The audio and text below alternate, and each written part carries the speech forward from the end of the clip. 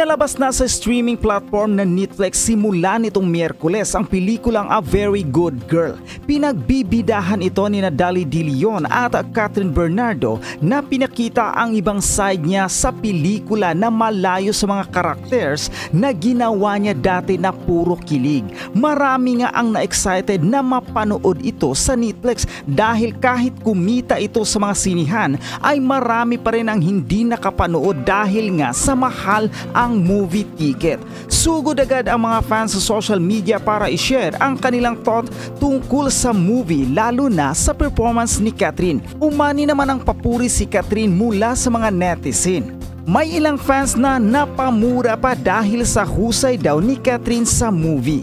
Samantala, usap-usapan sa isang episode ng Showbiz Now na si kapamilya star Daniel Padilla noong Martes. Ayon kasi kay Showbiz columnist Christopher Min, may kwento raw na nakarating sa kanila na si Daniel Padilla ay nakiusap daw sa mga common friend nito. Sabi ni Christy, nilapitan ni Daniel Padilla para pakiusapan baka ma-win back pa niya si Catherine. Para naman sa co-host niyang si Romel Chica, mukhang malabo raw makialam ang mga kaibigan ng aktor sa isyong ito.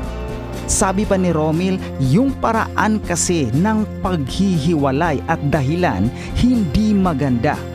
Dagdag pa ni Christy, kung sa palagay raw niya, pakinggan siya, magpapahiram sa kanya ng tenga yung mga kaibigan pero hindi aakto o aaksyon para sa kanilang pagbabalikan. Kasi kaya nga magkaibigan, alam nila ang tunay na nangyayari. Kung ilalagay naman daw ni Wendell Alvarez, isa pang co-host ni Christy, ang sarili kay Catherine, hindi na niya tatanggapin pa si Daniel. Natanong tuloy ni Christy, kung siya ba daw si Catherine, tatanggapin mo pa ba sa panahong ito si Daniel? Sagot naman ni Wendell, sa panahong ito baka hindi na, baka siguro sabihin na lang daw niya na nakamove on na siya. Pwede sigurong magkaibigan na lang pero wala na yung relasyon na yon. Matatandaan sa episode ng Showbiz Now na noong December 19 ay napag-usap-usapan din ni na Christy na tila nandidiri na umano si Catherine kay Daniel. Anong balita tungkol kay Daniel Padilla at kay Catherine? Totoo ba to na umaasa pa rin si Daniel? Asa ka pa? Ay, naku, siyempre wag naman natin ang cut niya. Siyempre habang buhay may pag-asa, ika nga. Pero hindi pa ngayon ito mangyayari. Oo, alam mo Romel, tama naman yun. Habang tayo nabubuhay, nandyan po at naglipa na ang pag-asa. Huwag po tayong susuko. Huwag tayong bibitiw. Pero dapat alam po natin kung ano ang tamang tiyempo. Yung napapanahon ng ating pagkilos para hindi naman tayo nabibigo at napapahiya. Diba? Okay, ang dami nga nagsasabi na asang-asa pa rin si Daniel. Nasa huli talaga ang pagsisisi. Samantalang si Catherine, nakikita po natin ngayon ang masaya sa piling ng kanyang pamilya at mga kaibigan na talagang sumasang-ayon sa idinidikta ng kanyang aksyon ngayon. Di ba? Napaka-positibo.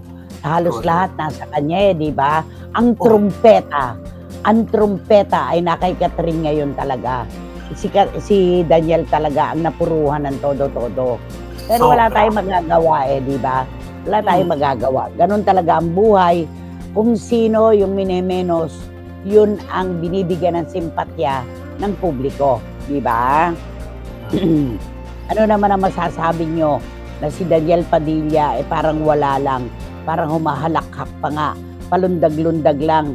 Samantalang si Catherine, matindi na nga ang pinagdadaanan. Sabi ni John.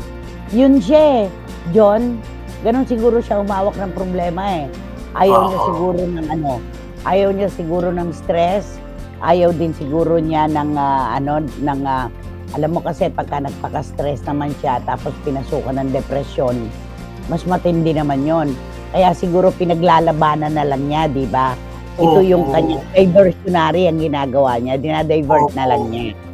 Pero mas nakakatakot kasi yan nakikita natin masaya, palundag-lundag. Pag nag-isaya kasi yan, dyan niya lumalabas lahat yung lahat ng problema pumapasok sa kayo, di ba? Alam mo, hindi naman kaduwagan yung ipakita natin ang tunay nating nararamdaman. Kung paanong kapag ibinabagsak natin ang isang tao, hindi naman tayo tumatangkad eh, di ba? O di ipakita na lang natin ang tunay nating emosyon kaysa sa kunwari kayang-kaya natin ng isang bagay pero ang kalooban pala natin ay hirap na ipakita natin. At saka hindi kasalanan, hindi krimen para sa isang lalaki ang makita siyang nalulungkot at umiiyak pa nga kung minsan. Yes.